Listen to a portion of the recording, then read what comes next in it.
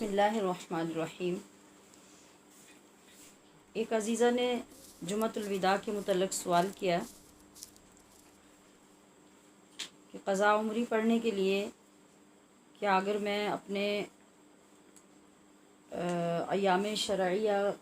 में कुछ मेडिसिन इस्तेमाल कर लूँ ताकि मैं क़ज़ा उम्री नमाज अदा कर सकूँ और जो माहाना उज़्र शरई के दिन हैं वो रुक जाएं, क्या मेरे लिए ऐसा जायज़ है? तो इसका जवाब अर्ज़ करने से पहले ये समझना ज़रूरी है कि क़ज़ा उम्री क्या है और क्यों पढ़ी जाती है। फिर शरई हैसियत आपके सामने आ जाएगी,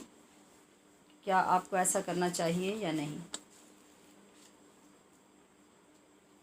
तो जुमअतुल मुबारक जो कि रमज़ानुल मुबारक का आखिरी जुमा होता है, जिसको जुमअतुल विदा कहते हैं, इसमें अरसा दराज से लोगों के अंदर एक नमाज पढ़ने की आदत है जिसको क़ज़ा उम्री नमाज कहते हैं। बहुत अरसा पहले तक तो इस नमाज़ पढ़ने की सूरत ये होती थी कि लोग जुमा के दिन 5 नमाज़ें फ़जर, ज़ोहर, असर, मग़रिब, इशा और वितर ये पढ़ते थे और इसको क़ज़ा उम्री का नाम देते थे। फिर उलमा ने तहकीक के बाद जब लोगों के अंदर ये आदत देखी, उन्होंने इस्लाह की और बताया कि ये ऐसे नहीं पढ़ी जाती बल्कि इसके लिए नवाफिल होते हैं, क़ज़ा उम्री नवाफिल, और ये इस जुमे को पढ़े जाते हैं। अभी तक भी इस हवाले से लोगों के अंदर मालूमात दुरुस्त नहीं हैं। ख़ास तौर पे जो हमारी ख़वातीन हैं वो तो हर इलाके में एक अलग अंदाज से नमाज अदा करती हैं। इसको बहुत अच्छे से तवज्जो से समाअत फरमा लें और ज़हन नशीं भी कर लें कि ये क़ज़ा उम्री क्या है, क्यों पढ़नी है। इसके लिए हम हज़रत मुफ्ती अहमद यार ख़ान नईमी रहमतुल्लाह अलैह की मशहूर आलम किताब जाल हक़ से रेफरेंस पेश करते हैं। आप लिखते हैं कि बाज़ जगह पे मुसलमान जुमअतुल विदा को कुछ नवाफिल क़ज़ा उम्री के नाम से अदा करते हैं। कुछ लोग तो इनको बिदात कह के लोगों को रोकने की कोशिश में होते हैं और कुछ लोग जो हैं वो हर हाल में इसको पढ़ना चाहते हैं। तो ये दोनों चीज़ें दुरुस्त नहीं हैं, इसलिए कि नमाज है और नफिल हैं, अगर लोग पढ़ते हैं तो इसमें रोकना गुनाह की बात है।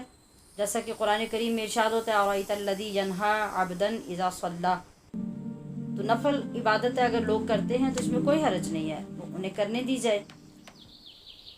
दूसरी बात ये है कि लोग ये समझते हैं कि क़ज़ा उम्री इसलिए पढ़नी है कि जब हम ये पढ़ लेंगे तो हमने जो कुछ भी पीछे छोड़ा हुआ है, साल हा साल और पूरी ज़िंदगी की नमाज़ें, वो सब माफ़ हो जाएंगी। तो इन दोनों के दरमियान जो रास्ता है, जो दुरुस्त बात है, वो क्या है, इससे तफ़सीर रूहुल बयान में सूरह इनाम की आयत करीमा वलितस्तबीन सबीलुल मुजरिमीन के तहत एक हदीस पाक नक़ल की गई है जो इस नमाज की असल है। फरमाया गया है कि अय्युमा अब्दिन औ अमतिन तरका सलातहु फ़ी जहालती, जो औरत या मर्द नादानी से अपनी नमाज छोड़ बैठे, लव ताबा व नदीम अला तरकीहा,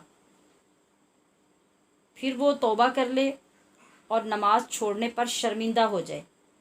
फ़लयुसल्ली यौमल जुमुअती बैन ज़ुहरी वल अस्र, फिर वो जुमा के दिन ज़ोहर और असर की नमाज के दरमियान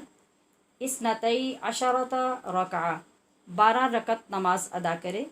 यक़रउ फ़ी कुल्ली मिनहल फ़ातिहा व आयतल कुर्सी वल इख़लास वल मुअव्वज़तैनि मर्रा। सूरह फ़ातिहा के बाद वो शख्स आयतुल कुर्सी, सूरह इख़लास, सूरत फ़लक़ और सूरह वन्नास ये पढ़ के अपनी नमाज मुकम्मल करे तो ला युहासिबुहुल्लाहु तआला यौमल क़ियामा, तो अल्लाह करीम उन नमाज़ों का वो हिसाब क़यामत के दिन उससे नहीं लेगा। इसका क्या मतलब हुआ कि जिस वक्त इंसान अपनी नमाज़ें छोड़ बैठता है, क़ज़ा कर लेता है, जहालत की वजह से, नादानी की वजह से, काहली की वजह से, اب ضابطہ یہ ہے کہ جو فرض اور واجب و عبادت ہے اس کو قضا کیا جائے. تو چونکہ وہ عبادت اپنے وقت معین پر نہیں ادا ہوئی، بے شک بعد میں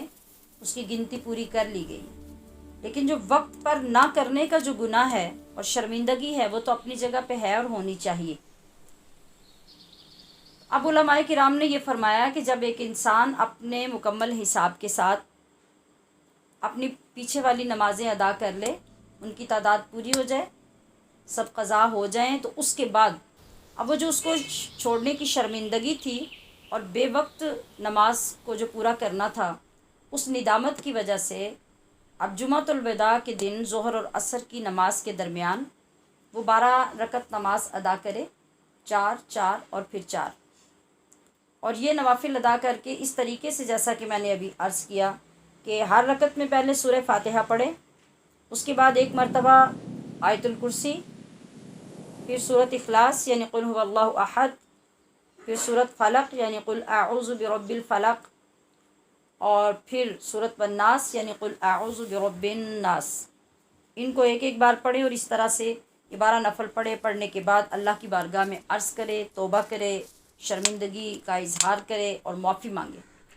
تو پھر اب یہ جو اس نے ایک الگ سے محنت کی ہے اپنی شرمندگی پیش کرنے کے لیے، تو اس کی وجہ سے اللہ کی بارگاہ سے یہ امید کی جاتی ہے کہ اللہ پاک قیامت کے دن اب اس گناہ کی وجہ سے دوبارہ اس سے نہیں پوچھے گا. لیکن اس کا یہ قطعی مطلب نہیں ہے کہ ہم نماز قضا تو نہیں کریں اور پھر ہم اس انتظار میں رہیں کہ جمعۃ الوداع کب آئے گا، 12 نفل ہم پڑھ لیں گے تو پیچھے والا سارا کھاتا کلیئر ہو جائے گا. ایسا نہیں ہے. اب ان خاتون کی خدمت میں بھی یہ عرض ہے کہ آپ نے یہ سوال کیا کہ کیا میں اپنے شرعی دن میڈیسن لے کے روک لوں جمعۃ الوداع کے لیے اور پھر میں اس دن قضا عمری پڑھ سکوں. اب آپ کو یہ اندازہ ہو گیا ہوگا کہ یہ نماز نفل ہے، نہ واجب ہے، نہ فرض ہے، لہٰذا اس کے لیے آپ کو ایسا کرنے کی ضرورت نہیں ہے. آپ کے لیے سب سے پہلا کام یہ ہے کہ آپ اپنی زندگی کی قضا نمازوں کا حساب کریں اور پھر آپ ان کو قضا کرنا شروع کریں. جب آپ کا وہ سارا حساب کلیئر ہو جائے گا تو پھر اللہ پاک آپ کو یہ نوافل پڑھنے کی توفیق بھی عطا کر دے گا. دوسری بات بہنوں کی خدمت میں یہ عرض ہے کہ بہت ساری نوجوان بچیاں بھی اسی طرح سے بعض اوقات عمرہ پہ جانے کے لیے، بعض اوقات ایسی کسی معاملے کے لیے جس طرح یہ سوال کیا، یا رمضان المبارک میں اپنے روزے پورے کرنے کے لیے اس طرح کا اقدام کرتی ہیں کہ وہ میڈیسن کھا کے اپنے جو ماہانہ ناپاکی کے ایام ہیں ان کو روک کر عبادت پوری کرنے کی کوشش کرتی ہیں. تو جواز تو ہوگا آپ کے پاس، آپ یہ کر تو سکتے ہیں، لیکن بہت سی بہنیں ہمارے سامنے ایسی ہیں جن کو ایسا کرنے سے کئی بیماریاں لاحق ہو گئیں، کئی مسائل پیدا ہو گئے، اولاد کے مسائل پیدا ہو گئے، ماہانہ نظام کے مسائل پیدا ہو گئے. تو اس لیے بغیر کسی اچھے ڈاکٹر کے مشورے کے آپ کو خود سے ایسا کام نہیں کرنا چاہیے. اللہ پاک ہمیں دین کی سمجھ کی توفیق عطا فرمائے. ھذا ما عندی واللہ ورسولہ اعلم بالصواب.